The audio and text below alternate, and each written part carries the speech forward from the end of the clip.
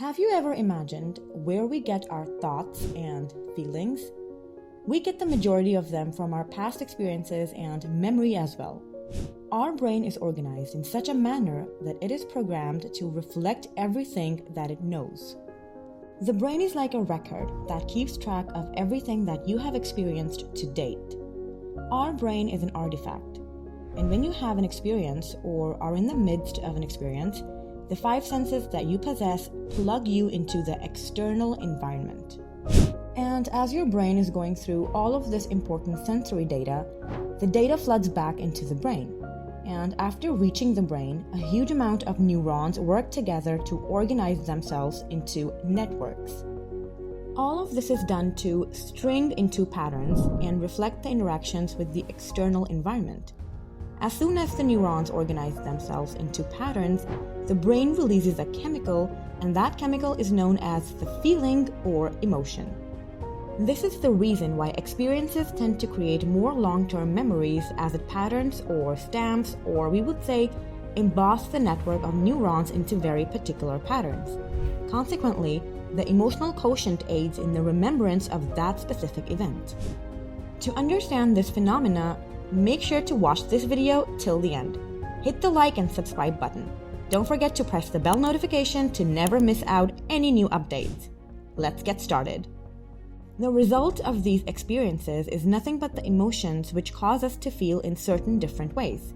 You can reckon what you did on a particular date, or let us say who you were with on that day, or at a specific time, what you were doing. All of this happens because whatever you saw that day and whatever you felt that day changed your point of view and made you feel differently. And the exact moment you felt different, your brain perked up and your attention shifted to the reason whatever caused that. And on that occasion, it is called memory. This implies that the major portion of our thoughts and feelings try to stay within the boundaries of the neural circuitry of the past and the emotions of the thoughts chemically.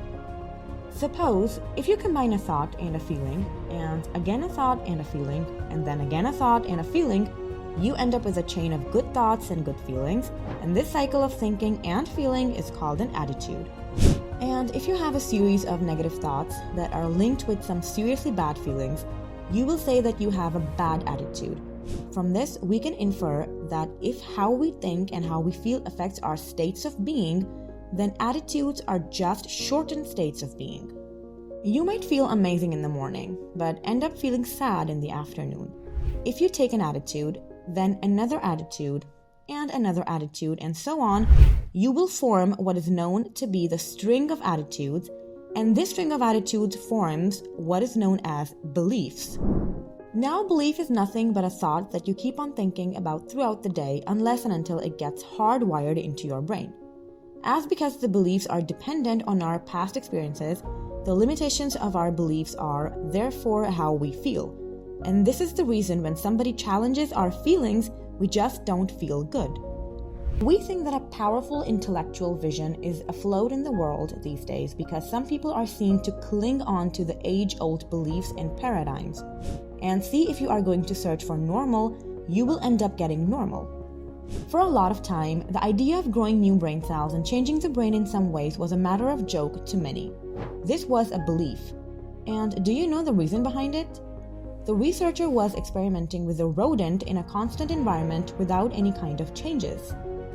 Now you think, if there are no new things happening, how will the new connections or brain cells or circuitry be formed, right? So by this, we can say that living in this advanced environment, in this era where technology has progressed so much, ignorance is a choice. And now people feel like, why go to the doctor when I can read it on the web? Or I will read a paper on quantum physics and ask all the mysterious questions. People want to step out of their convention, but once they do that, others start to consider them insane or mad until they are successful in making some changes. And once you have made some changes, people are going to believe you to be some kind of saint, mystic, or genius, and they are also called out as dare to be original. We want people to realize that the person that healed them of their pathetic condition, that scar on their brains, is themselves. They just should not say that they feel better, but realize that they are better. Now, this was not done with the help of a drug or with therapy or some kind of medication, but they achieved this with thought alone, which is responsible for the biological changes. To this, we would like to say that the camp is divided in several ways: the old paradigms and the new understandings and new paradigms. And then there is a cute little bridge in between, and we are considered good among people that are willing to execute it. In simple terms, it says that we need to be skilled at this. And if you're not skilled enough, you won't be able to see any changes. Imagine an event or a workshop of 500 or 450 people. That helps the people cross that little river and to become conscious of their unconscious thoughts as well. These are the thoughts that tell us, well, it is too hard, or this cannot be changed, or I am too old to be doing this. You need to step out of your comfort zone and get beyond your habits. Do these people blame others for their mistakes? Do they complain? Do they talk about others? Well, this is a program. Now just have a look at their emotional states. Oh my God. Some feel guilty for a very long time. Some don't even know if they should feel guilty. And more things like that. Suddenly, they become aware of their thoughts, and that is when they start creating a change in themselves. And gradually, these breakthroughs become visible to you, and you begin to measure them. You also have people who talk openly about their breakthroughs and show their heart rates and energy change, and it inevitably will create a disease in the community similar to the rate of an infection. We consider wellness to be as infectious as a disease, and consequently traumatic changes become visible to you in a small community of people who are outside of the conditioning of the environment. If those people are not able to sustain the brainwave states and go beyond their analytical mind, because the analytical mind separates the conscious from the subconscious mind, they will be stuck forever with their beliefs. And it is known that when you cannot think beyond your beliefs or stay limited by your emotions, you are making your brain worse. And only when you transcend the analytical mind, you start falling into the subconscious programs, and consequently you get hold of your autonomic nervous system, where you can change your biology and chemistry. Therefore, if the students are not good in this part, then let us say that it is still a philosophical concept. People should be imparted knowledge in this field, the information, and blend the sciences of possibility. They should be aware of what they learned and should have the ability to reason for it. They should be so capable that they should be able to explain it to the next person when asked. Everyone is never going to have the experience, and few are needed for it. If people are given the opportunity and have ample time on their hands, transformations are bound to happen.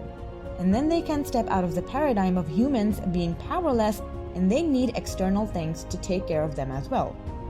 We think it's high time that people should learn to be more responsible for these things and see if these things can be done more practically and measurably. The chain of attitudes is a shortened state of being, and combining them all forms a belief, which is the cycle of thinking and feeling, and that consequently forms the subconscious state of being. Therefore, all beliefs are subconscious states of being. We have numerous beliefs, such as about God, cars, health, relationships, love, and many more. And all these are based on our past experiences.